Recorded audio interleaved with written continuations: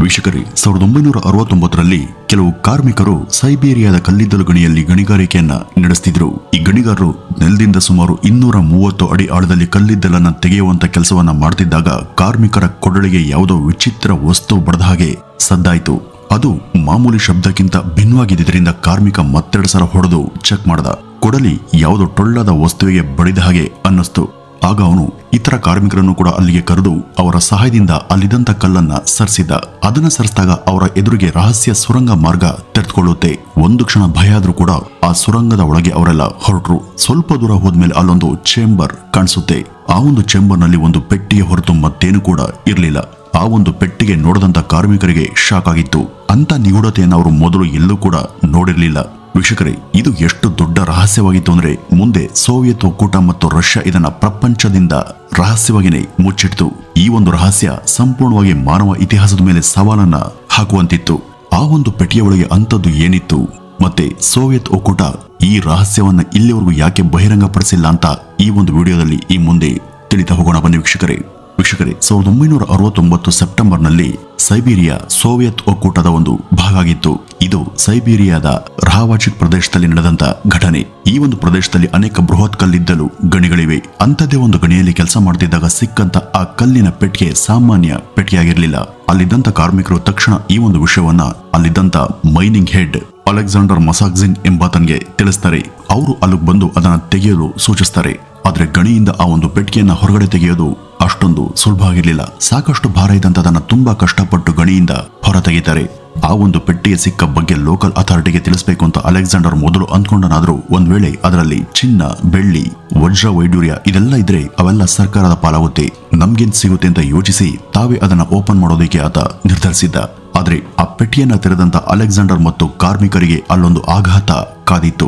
ಏಕೆಂದ್ರೆ ಆ ಒಂದು ಪೆಟ್ಟಿಗೆಯನ್ನು ಓಪನ್ ಮಾಡಿದ ಕೂಡಲೇ ಮೊದಲು ತೀವ್ರ ಹೊಳಪು ಎದುರಾಗುತ್ತೆ. ಅಂದ್ರೆ ತುಂಬಾ ಪ್ರಕಾಶಮಾನವಾದಂತಹ ಬೆಳಕು ಕಾಣಿಸುತ್ತೆ. ನಂತರ ಇವರು ಅದರೊಳಗೆ ಇಣುಕು ನೋಡಿದಾಗ ತಮ್ಮ ಕಣ್ಣುಗಳನ್ನ ತಾವೇ ನಂಬದರಾದ್ರು. ಏಕೆಂದ್ರೆ ಆ ಒಂದು ಪೆಟ್ಟಿಗೆಯಲ್ಲಿ ಒಂದು ಹೆಣ್ಣು ಮಗಳ ದೇಹ ಇತ್ತು. ಅಂದ್ರೆ ಅದೊಂದು ಕಲ್ಲಿನ ಶವ ಪೆಟ್ಟಿಗೆಯಾಗಿತ್ತು. ಸಾಮಾನ್ಯವಾಗಿ ಇಂಥ ಸಮಾಧಿಯೊಳಗೆ ಕಂಡುಬರುವಂತ ದೇಹಗಳು ಅದಾಗಲೇ ಕೊಳೆತು ಹೋಗಿ ಮೂಳೆಗಳ ಅವಶೇಷಗಳು ಮಾತ್ರ ಉಳಿದಿರ್ತವೆ. ಆದ್ರೆ ಆ ಕಲ್ಲಿನ ಸಮಾಧಿಯೊಳಗೆ ಹುಡುಗಿ ದೇಹ ತುಂಬಾ ಉತ್ತಮ ಸ್ಥಿತಿಯಲ್ಲಿತ್ತು. ಅವಳನ್ನ ನೋಡಿದ್ರೆ ಅದು ಶವ ಅಂತ ಅನ್ಸೋದೇ ಇಲ್ಲ. ಯಾರೋ ಹುಡುಗಿ ನೆಮ್ಮದಿಯಾಗಿ ಮಲಗಿದ ರೀತಿ ಇತ್ತು. ಆ ಹುಡುಗಿಯ ವಯಸ್ಸು ಸುಮಾರು 25ರಿಂದ 30 ವರ್ಷ ಅಂತ ತೋರುತ್ತೆ. ಅವಳು ತುಂಬಾ ಸುಂದರವಾಗಿದ್ಲು. ಅವಳ ಚರ್ಮ ಹಾಲಿನಂತೆ ಬೆಳ್ಳಗಿತ್ತು. ಚರ್ಮದ ಮೇಲೆ ಸುಕ್ಕುಗಳು ಇರಲಿಲ್ಲ. ಮುಖ ಹೊಳಿತಾ ಇತ್ತು. ನೀಲಿ ಕಣ್ಣುಗಳು ಮತ್ತು ಉದ್ದನೆಯ ಕೂದಲು ಹುಡುಗಿಯ ಸೌಂದರ್ಯವನ್ನ ಮತ್ತಷ್ಟು ಹೆಚ್ಚಿಸ್ತಾ ಇದ್ವು. ಅಂತ ಸುಂದರ ಹುಡುಗಿಯನ್ನ ಆ ಜನರು ಮೊದಲ ಬಾರಿಗೆ ನೋಡ್ತಾ ಇದ್ರು. ಯುವತಿ ಸ್ವಲ್ಪ ಪಾರದರ್ಶಕವಾಗಿದ್ದಂತ ಬಿಳಿಯ ಉಡುಪನ್ನ ಧರಿಸಿದ್ಲು. ಅದು ಭೂಮಿಯ ಮೇಲೆ ಎಲ್ಲೂ ಕೂಡ ಕಂಡುಬರದಂತ ಬಟ್ಟೆಯಿಂದ ಮಾಡಲ್ಪಟ್ಟಿತ್ತು. ಈ ಕಲ್ಲಿನ ಸಮಾಧಿಯ ವಿಶೇಷ ಏನು ಅಂದ್ರೆ ಮಹಿಳೆಯ ದೇಹವನ್ನ ಗುಲಾಬಿ ಬಣ್ಣದ ದ್ರವದೊಂದಿಗೆ ಇಡಲಾಗಿತ್ತು. ಅಂದ್ರೆ ಮಹಿಳೆ ಸುತ್ತಲೂ ಕೂಡ ಗುಲಾಬಿ ಬಣ್ಣದ ಲಿಕ್ವಿಡ್ ಇತ್ತು. ಅದು ಯಾವುದೋ ಮಾಂತ್ರಿಕ ಲಿಕ್ವಿಡ್ ಆಗಿರಬಹುದು ಅಂತ ಕಾರ್ಮಿಕರು ಅಂದ್ಕೊಂಡ್ರು. ಆ ಒಂದು ಕಾರಣದಿಂದನೇ ಆಕೆಯ ದೇಹ ಇನ್ನೂ ಸಂಪೂರ್ಣವಾಗಿ ಸುರಕ್ಷಿತವಾಗಿದೆ ಅಂತ ಮೇಲ್ನೋಟಕ್ಕೆ ಗೊತ್ತಾಗ್ತಿತ್ತು. ಅದಲ್ಲದೆ ಆಕೆಯ ತಲೆಯ ಬಳಿ ಕಪ್ಪು ಬಣ್ಣದ ಬಾಕ್ಸ್ ಅನ್ನ ಇಡಲಾಗಿತ್ತು. 1969ರಲ್ಲಿ ಜನರಿಗೆ ತಂತ್ರಜ್ಞಾನದ ಬಗ್ಗೆ ಹೆಚ್ಚಿನ ಜ್ಞಾನ ಇರಲಿಲ್ಲ. ಆದ್ರೆ ಆ ಕಪ್ಪು ಬಾಕ್ಸ್ ವಾಸ್ತವವಾಗಿ ಒಂದು ಸ್ಮಾರ್ಟ್ ಡಿವೈಸ್ ಅಂತ ನಂತರ ಹೇಳಲಾಯಿತು. ಅಲ್ಲಿನ ಶವಪೆಟ್ಟಿಗೆಯಲ್ಲಿ ಸಿಕ್ಕಂತ ಆ ಮಹಿಳೆಯನ್ನ ನೋಡೋದಕ್ಕೆ ಸುತ್ತಮುತ್ತಲಿನ ಗ್ರಾಮಸ್ಥರೆಲ್ಲ ಜಮಾಯಿಸಿದ್ರು. ಅವರೆಲ್ಲ ಅಷ್ಟು ಸುಂದರ ಯುವತಿಯನ್ನ ಅದೇ ಮೊದಲ ಬಾರಿಗೆ ನೋಡ್ತಾ ಇದ್ದದ್ದು ಮಾತ್ರ ಅಲ್ಲ, ಎಲ್ಲರೂ ಅವಳ ಅಂದ ಕಂಡು ಚಕಿತರಾಗಿದ್ರು. ನಂತರ ಅವರೇ ಆಕೆಗೆ ಟಿಶೂಲ್ ಪ್ರಿನ್ಸೆಸ್ ಅಂತ ಹೆಸರಿಟ್ರು. ವಾಸ್ತವವಾಗಿ ಟಿಶೂಲ್ ಆ ಜಿಲ್ಲೆಯ ಹೆಸರಾಗಿತ್ತು. ಅಷ್ಟರಲ್ಲಿ ಹಳ್ಳಿಗರಲ್ಲಿ ಒಬ್ಬ ವ್ಯಕ್ತಿ ಮುಂದೆ ಬಂದು ಮಾಂತ್ರಿಕ ದ್ರವ ಅಂತ ಅಂದ್ಕೊಂಡಿದ್ದಂತ ಶವಪೆಟ್ಟಿಗೆಯಲ್ಲಿದ್ದಂತ ಗುಲಾಬಿ ಬಣ್ಣದ ಲಿಕ್ವಿಡ್ ಅನ್ನ ತೆಗೆದುಕೊಂಡು ರುಚಿಯನ್ನ ನೋಡಬಿಟ್ಟ. ಟೇಸ್ಟ್ ನೋಡಿದ ನಂತರ ಆ ದ್ರವಕ್ಕೆ ಯಾವುದೇ ರುಚಿ ಅಥವಾ ವಾಸನೆ ಇಲ್ಲ ಅಂತ ಆತ ಹೇಳ್ದ. ಆದರೆ ಕೆಲವು ದಿನಗಳ ನಂತರ ಆ ದ್ರವವನ್ನ ಕುಡಿದು ಪರೀಕ್ಷೆ ಮಾಡದಂತ ವ್ಯಕ್ತಿಗೆ ಹುಚ್ಚು ಹಿಡಿದಂತಾಯ್ತು. ಅವನ ಮಾನಸಿಕ ಸಮತೋಲನ ಹದಗೆಡ್ತು. ಅವನು ತನ್ನ ಮನೆಯನ್ನ ತಾನೇ ಗುರ್ಸೋದಿಕ್ಕೆ ಸಾಧ್ಯ ಆಗ್ಲಿಲ್ಲ. ವಿಚಿತ್ರವಾದಂತ ಕೆಲಸಗಳನ್ನ ಮಾಡೋದಿಕ್ಕೆ ಆತ ಶುರು ಮಾಡ್ದ. ಅವನು ಚಳಿ ಮತ್ತು ಬಿಸಿಲಿನ ನಡುವಿನ ವ್ಯತ್ಯಾಸವನ್ನು ಕೂಡ ಮರ್ತ. ಈ ಒಂದು ಕಾರಣದಿಂದಾಗಿ ಒಂದಿನ ಅವನು ಸೈಬೀರಿಯಾದ ಭೀಕರ ಚಳಿಗಾಲದಲ್ಲಿ ಮರಗಟ್ಟಿ ಮರಣ ಹೊಂತಾನೆ. ಶವಪೆಟ್ಟಿಗೆಯನ್ನ ಪತ್ತೆ ಹಚ್ಚಿದ ನಂತರ ಅಲ್ಲಿನ ಆಡಳಿತ, ಪೊಲೀಸರು, ಸೈನಿಕರು ಎಲ್ಲರೂ ಬಂದ್ರು. ಜನರನ್ನ ಅಲ್ಲಿಂದ ಓಡಿಸೋದಕ್ಕೆ ಪ್ರಯತ್ನ ಪಟ್ಟರಾದ್ರೂ ಅದು ಸಾಧ್ಯ ಆಗ್ಲಿಲ್ಲ. ನಂತರ ಆ ಶವಪೆಟ್ಟಿಗೆಯಲ್ಲಿ ಏನಾದ್ರೂ ವೈರಸ್ ಇರಬಹುದು, ಅದು ನಿಮ್ಗೂ ಅಂಟುತ್ತೆ ಅಂತ ಹೇಳಿ ಹೆದರಿಸಿ ಅಲ್ಲಿ ಸೇರಿದ ಜನೋಸ್ತಮವನ್ನ ಚದುರಿಸಿದ್ರು. ನಂತರ ಮಿಲಿಟರಿ ಹೆಲಿಕಾಪ್ಟರ್ ಅನ್ನ ಬಳಸಿ ಆ ಕಲ್ಲಿನ ಸಮಾಧಿಯನ್ನ ಪ್ರಯೋಗಾಲಯಕ್ಕೆ ತೆಗೆದುಕೊಂಡು ಹೋಗೋದಿಕ್ಕೆ ಪ್ರಯತ್ನ ಪಟ್ಟರು. ಆದ್ರೆ ಭಾರಿ ತೂಕ ಇದ್ದಂತ ಕಾರಣ ಅದನ್ನ ಎತ್ಕೊಂಡು ಹೋಗೋದಿಕ್ಕೆ ಹೆಲಿಕಾಪ್ಟರ್ಗೂ ಸಾಧ್ಯ ಆಗ್ಲಿಲ್ಲ.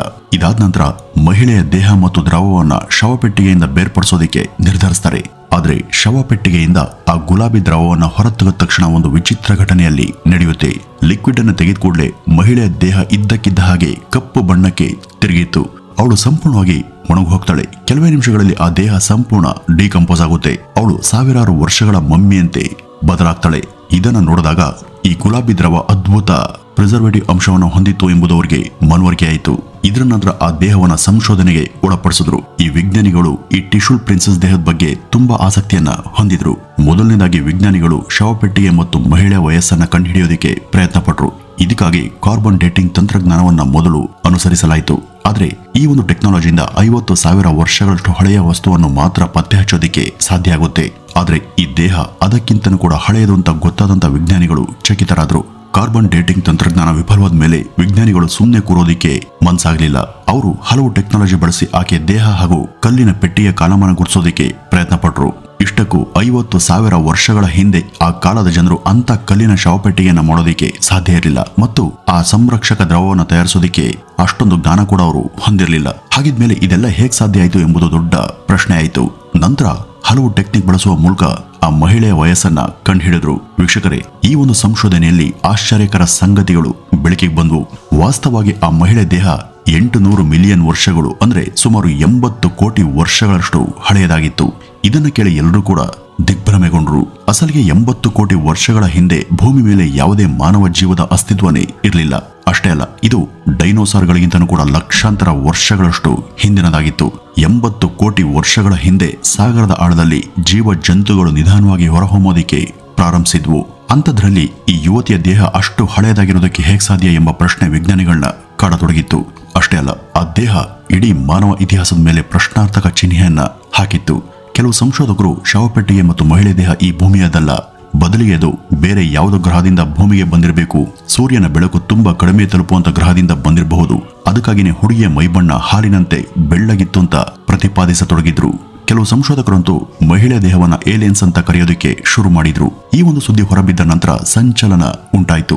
ಮಾಧ್ಯಮಗಳಲ್ಲಿ ತೀವ್ರ ಚರ್ಚೆಗೆ ಒಳಗಾಯಿತು. ಪತ್ರಿಕೆಗಳಲ್ಲಿ ಅನೇಕ ಲೇಖನಗಳು ಪ್ರಕಟ ಆದವು. ಹೆಚ್ಚುತ್ತಿರುವಂತಹ ಗಲಾಟೆಯನ್ನು ನೋಡದಂತ USSR ಅಧಿಕಾರಿಗಳು ಈ ಸಂಪೂರ್ಣ ಸಿದ್ಧಾಂತವನ್ನೇ ಫೇಕ್ ಅಂತ ಹೇಳಿಕೆ ಕೊಟ್ಟರು. ಪತ್ರಿಕೆಗಳಲ್ಲಿ ಪ್ರಕಟವಾಗುವ ಸುದ್ದಿಯನ್ನು ಕೂಡ ಎಡಿಟ್ ಮಾಡಲಾಯಿತು. ಇದೆಲ್ಲ ನಡೀತಿರುವಾಗ ಅಲ್ಲಿ ಶವದ ಬಗ್ಗೆ ಸಂಶೋಧನೆ ಮಾಡ್ತಿದ್ದಂತ ಪ್ರೊಫೆಸರ್ ಒಬ್ರು ಹಳ್ಳಿಗೆ ಬಂದಿದ್ರು. ಅವರು ಶವಪೆಟ್ಟಿಗೆ ಮತ್ತು ಟಿಶ್ಯೂ ಪ್ರಿನ್ಸೆಸ್ನ ಅವಶೇಷಗಳ ಬಗ್ಗೆ ಗ್ರಾಮದ ಜನರಿಗೆ ತಿಳಿಸಿದ್ರು. ಈ ಒಂದು ವಿಷಯ ತಿಳಿದಂತ ಸರ್ಕಾರಿ ಅಧಿಕಾರಿಗಳು ಆ ಪ್ರೊಫೆಸರ್ಗೆ ಬೆದರಿಕೆ ಹಾಕೋದಿಕ್ಕೆ ಮುಂದಾಗ್ತಾರೆ. ಅದಲ್ಲದೆ ಇವತ್ತಿಂದ ಯಾರು ಕೂಡ ಈ ಬಗ್ಗೆ ಮಾತನಾಡಬಾರದು ಅಂತ ಗ್ರಾಮದ ಜನರಿಗೆ ಆದೇಶವನ್ನ ಮಾಡಲಾಯಿತು. ನಂತರ ಸಮಯ ಉರುಳಿದ ಹಾಗೆ ಜನರು ಕೂಡ ಆ ಒಂದು ಶವಪೆಟ್ಟಿಗೆಯನ್ನ ಮರೆಯೋದಿಕ್ಕೆ ಪ್ರಾರಂಭಿಸಿದ್ರು. 1991ರಲ್ಲಿ ಸೋವಿಯತ್ ಒಕ್ಕೂಟ ಕೊನೆಗೊಳ್ತು ಮತ್ತು ಆಗ ಮಾಧ್ಯಮ ವಾಕ್ ಸ್ವಾತಂತ್ರ್ಯದ ಹಕ್ಕುಗಳನ್ನ ಪಡೆದುಕೊಳ್ತು. 2002ರ ಪತ್ರಿಕೆಯೊಂದರಲ್ಲಿ ಈ ಕುರಿತು ಲೇಖನ ಪ್ರಕಟವಾಗಿ ಮತ್ತೆ ಜನರ ಗಮನ ಸೆಳೆಯಿತು. ರಷ್ಯಾದ ಗುಪ್ತಚರ ಸಂಸ್ಥೆ KGBಯ ನಿವೃತ್ತ ಕರ್ನಲ್ ಅನ್ನ ಉಲ್ಲೇಖಿಸಿ ಈ ಲೇಖನವನ್ನ ಪ್ರಕಟ ಮಾಡಲಾಯಿತು. ಮತ್ತೊಮ್ಮೆ ಜನ 30 ವರ್ಷಗಳ ಹಿಂದಿನ ಕಲ್ಲಿನ ಸಮಾಧಿ ಬಗ್ಗೆ ಮಾತನಾಡೋದಕ್ಕೆ ಪ್ರಾರಂಭಿಸಿದರು. ಇದು ಮಾಧ್ಯಮ ಸಂಸ್ಥೆಗಳಲ್ಲಿ ಜನಪ್ರಿಯ ಸುದ್ದಿಯಾಯಿತು. ಶವಪೆಟ್ಟಿಗೆಯನ್ನು ಹೊರಗಡೆ ತೆಗೆದಂತ ಎಲ್ಲ ಕಾರ್ಮಿಕರು ಒಬ್ಬೊಬ್ಬರಾಗಿ ನಿಗೂಢವಾಗಿ ಸಾವನ್ನಪ್ಪಿದ್ರು ಅಂತ ಈ ಒಂದು ಲೇಖನದಲ್ಲಿ ಹೇಳಲಾಗಿತ್ತು. ಕೆಲವು ಅಪಘಾತದಲ್ಲಿ ಮೃತಪಟ್ಟರೆ, ಕೆಲವರು ನೀರಿನಲ್ಲಿ ಮುಳುಗಿ ಸಾವನ್ನಪ್ಪಿದ್ರು. ಆ ಒಂದು ಗಣಿಯಲ್ಲಿ ಕೆಲಸ ಮಾಡ್ತಿದ್ದಂತ ಇತರ ಕಾರ್ಮಿಕರನ್ನೆಲ್ಲ ಹೊಸ ಗಣಿಗಳಿಗೆ ಸ್ಥಳಾಂತರ ಮಾಡಲಾಯಿತು. ಈ ಎಲ್ಲ ಘಟನೆಗಳ ಫೋಟೋವನ್ನು ಕೂಡ ಕ್ಲಿಕ್ಕಿಸಲಾಗಿತ್ತು. ವಿಡಿಯೋ ರೆಕಾರ್ಡಿಂಗ್ ಅನ್ನು ಕೂಡ ಮಾಡಲಾಗಿತ್ತು. ಆದರೆ ಅವು ಯಾವ ಕೂಡ ಲೀಕ್ ಆಗೋದಕ್ಕೆ ಸರ್ಕಾರ ಅವಕಾಶವನ್ನ ಕೊಡಲೇ ಇಲ್ಲ. ರಷ್ಯಾ ಈ ಒಂದು ವಿಷಯವನ್ನ ಗೌಪ್ಯವಾಗಿಯೇ ಇಟ್ಕೊಂಡಿದೆ ಅಂತ ಹೇಳಲಾಗ್ತಿದೆ. ಇದೇ ತರ 1973ರಲ್ಲೂ ಕೂಡ ಸೋವಿಯತ್ ಒಕ್ಕೂಟಕ್ಕೆ ಮತ್ತೆ 2 ಶವಪೆಟ್ಟಿಗೆ ಸಿಕ್ಕಿದ್ವು.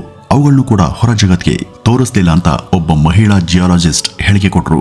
ಇವತ್ತಿಗೂ ಈ ಟಿಶ್ಯೂ ಪ್ರಿನ್ಸೆಸ್ ಮತ್ತು ಕಲ್ಲಿನ ಶವಪೆಟ್ಟಿಯ ರಹಸ್ಯವನ್ನ ಬಗೆಹರಿಸೋದಿಕ್ಕೆ ಸಾಧ್ಯವಾಗಿಲ್ಲ.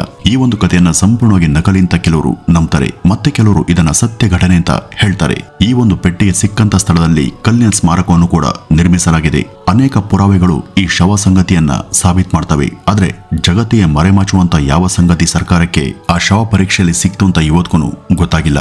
ಈ ಎಲ್ಲ ಪ್ರಶ್ನೆಗಳಿಗೆ ಮುಂಬರುವಂತ ಕಾಲನೇ ಉತ್ತರವನ್ನ ಕೊಡಬೇಕು. ವೀಕ್ಷಕರೇ, ಇದ್ರ ಬಗ್ಗೆ ನೀವೇನ್ ಹೇಳ್ತೀರಾ? 80 ಕೋಟಿ ವರ್ಷಗಳ ಹಿಂದೆನೆ ಟಿಶ್ಯೂ ಪ್ರಿನ್ಸೆಸ್ ನಿಜವಾಗಿಯೂ ಅಸ್ತಿತ್ವದಲ್ಲಿದ್ಲ ಅಥವಾ ಇದೆಲ್ಲ ಸುಳ್ಳ ಅಂತ ಕಮೆಂಟ್ ನ ಮೂಲಕ ತಿಳಿಸಿ ಅಂತ ಹೇಳ್ತಾ ಈ ಒಂದು ವಿಡಿಯೋವನ್ನ ಇಲ್ಲಿಗೆ ಮುಗಿಸೋಣ. ನಮಸ್ಕಾರ.